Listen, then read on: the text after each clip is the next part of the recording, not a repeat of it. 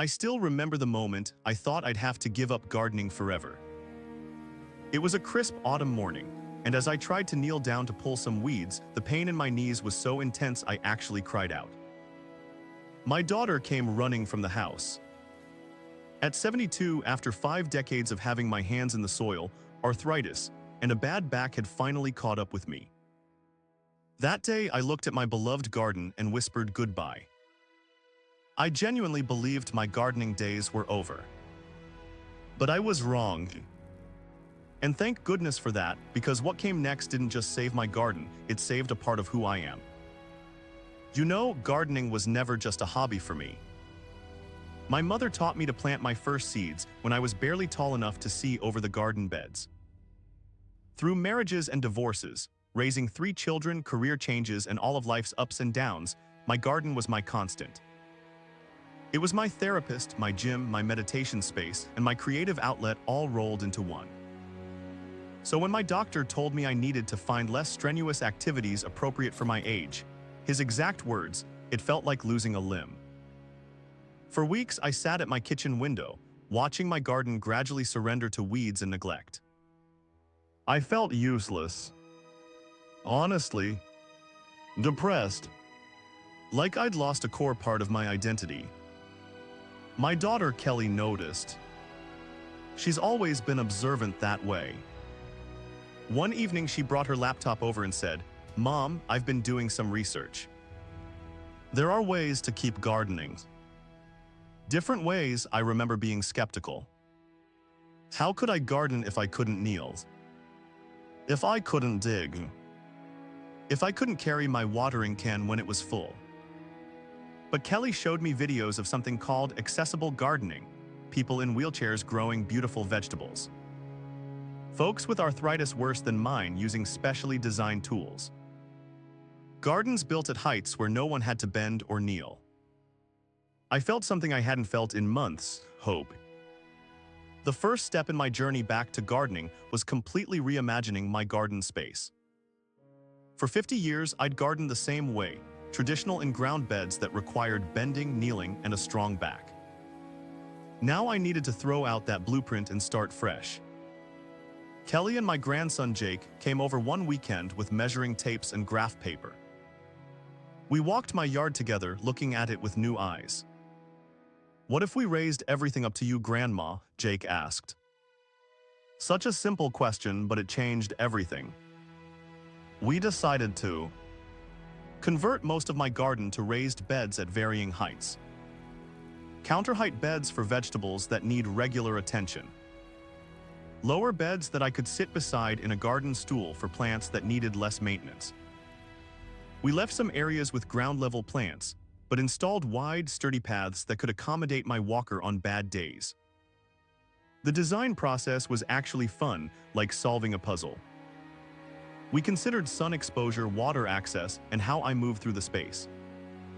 We thought about which plants I loved most and prioritized making those accessible.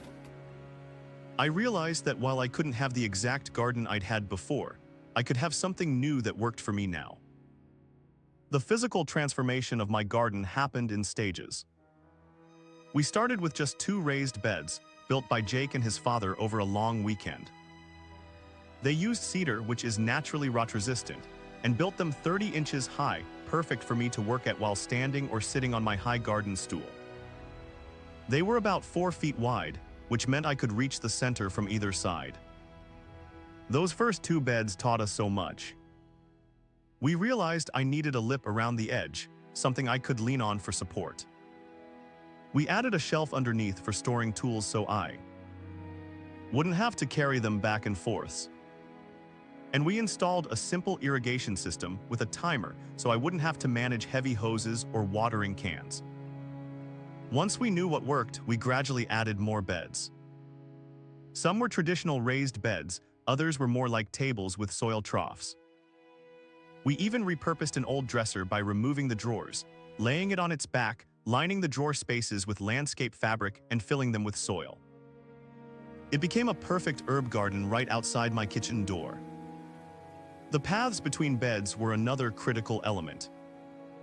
We used decomposed granite, packed hard enough for stability with my walker but with enough give to be gentle on my joints. We made all paths at least 36 inches wide, enough for me to navigate easily, even on days when my balance isn't great.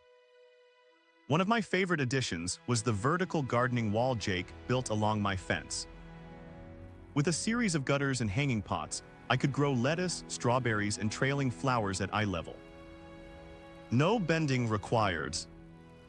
While the new garden layout made a huge difference, discovering adaptive gardening tools was equally life-changing. My old tools, the ones I'd used for decades, just weren't working for me anymore. The standard trowel hurt my wrist. The pruners caused my arthritis to flare up. And don't get me started on how heavy a watering can become when you've got shoulder issues. My first game changer was an ergonomic trowel with a perpendicular handle that keeps your wrist straight while digging. Such a simple change, but it meant I could plant without pain. Then came the pruners with a ratcheting mechanism. You squeeze a little at a time, and the tool does the hard work for you. For someone with limited hand strength, they're miraculous. I discovered long-handled tools that eliminated bending. Lightweight hoses with easy-to-manage nozzles. A rolling garden seat with built-in storage underneath. A kneeler that flips over to become a seat. Each new tool opened up possibilities. My favorite might be my garden tool belt. It's actually a kitchen apron with big pockets, but it means I can keep essential tools right at my fingertips without having to reach or bend for them. And I love my gardening gloves with extra padding in the palms and reinforced fingertips. They protect my hands but are still flexible enough for delicate tasks. You know what's funny? These tools aren't just for seniors or people with disabilities. My daughter started borrowing my ergonomic trowel and now refuses to use anything else. Good design works for everyone. But for me, these tools didn't just make gardening possible again. They made it enjoyable. With my new garden setup, I also needed to rethink what and how I planted. I couldn't manage the same volume as before, so I had to be more intentional. And that turned out to be a blessing in disguise. I started practicing intensive planting methods like square-foot gardening. Instead of rows, I divided my raised beds into 1-foot squares and planted each square intensively. This meant more yield and less space and fewer weeds to manage. For someone with limited energy, that's huge. I also embraced container gardening in a big way. Dwarf varieties of vegetables that once took up entire garden rows now thrived in pots on my deck.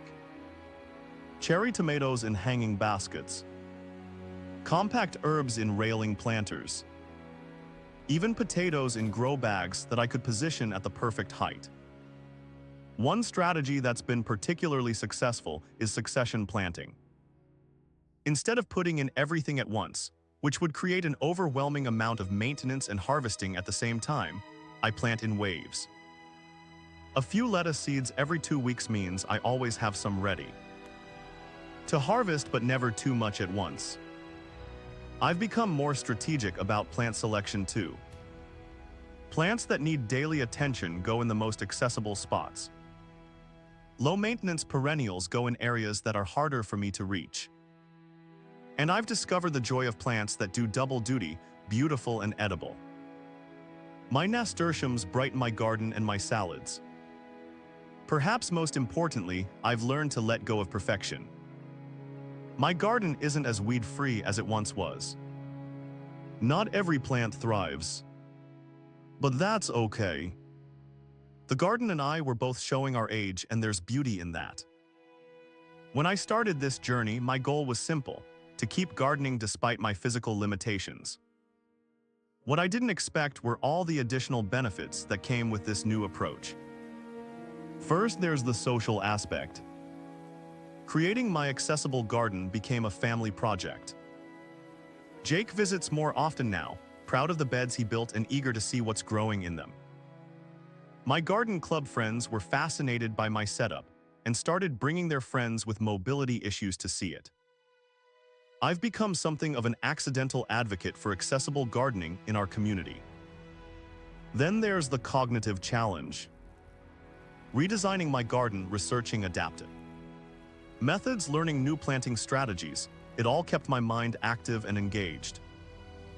At 72, that mental stimulation is just as important as the physical activity.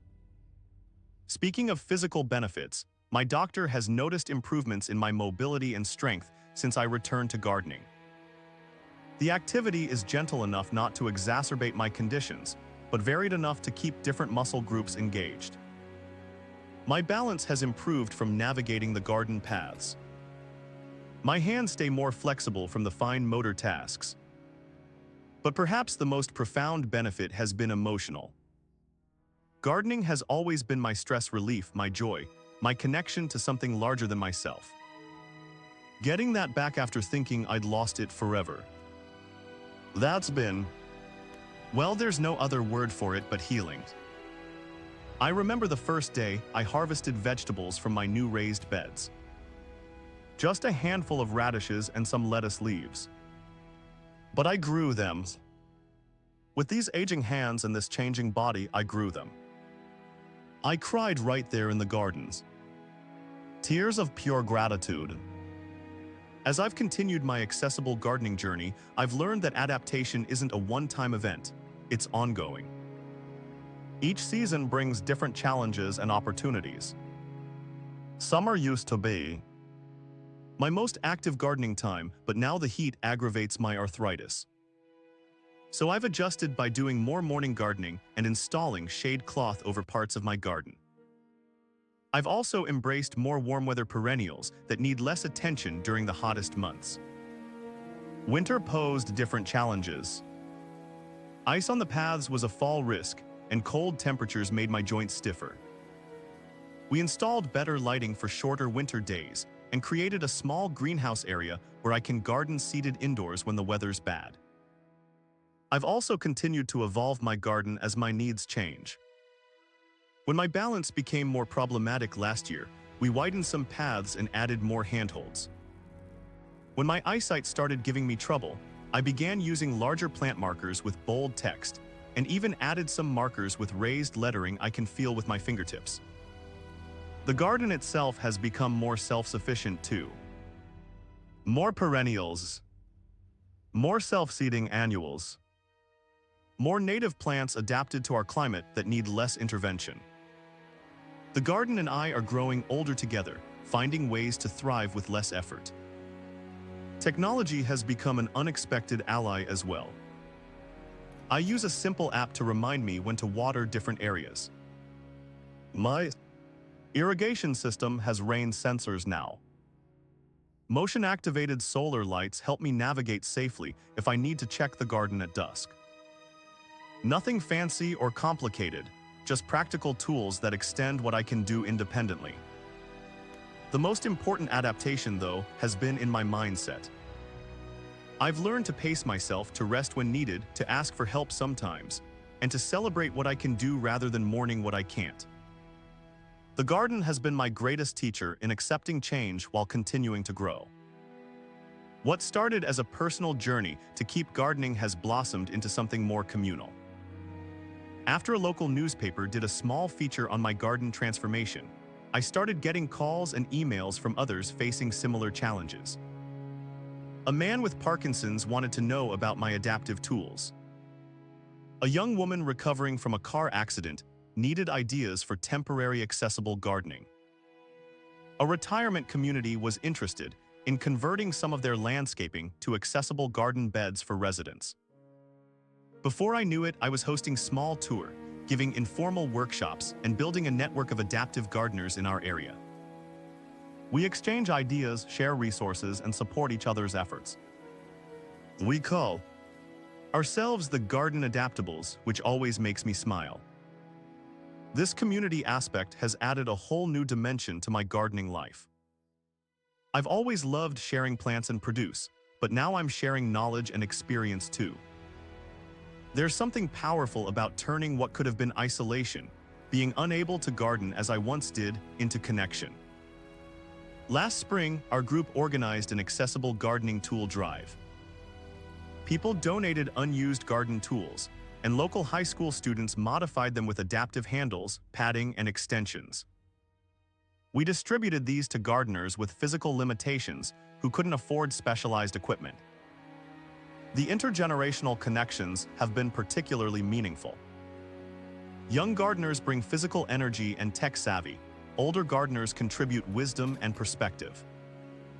When we work together, the limitations that might define us individually seem to fade into the background. I never imagined that my personal challenge would lead to building community, but it's become one of the most rewarding aspects of this journey. My garden has always fed my body and soul. Now it feeds connections between people too. As I look out at my garden today, so different from the garden I tended for, 50 years yet still undeniably mine, I feel immense gratitude. Gratitude for the family who wouldn't let me give up. Gratitude for the innovations and adaptations that made it possible to continue. Gratitude for this body that, despite its limitations, still allows me to nurture living things. I won't pretend it's always easy. There are days when the pain is bad and the garden has to wait. There are plants I've had to say goodbye to because they required care I can no longer provide. There are moments of frustration when I drop a tool or lose my balance. But there are also perfect moments. The scent of tomato leaves on my fingers. The taste of a just-picked strawberry. The sight of a hummingbird visiting the flowers I planted. These pleasures are unchanged, undiminished by age or physical limitation. If you're watching this and thinking your gardening days might be over, because of age, illness, injury, or any other challenge, I hope my story offers hope. Gardening doesn't have to look the way it always has. It can evolve as we do. Start small.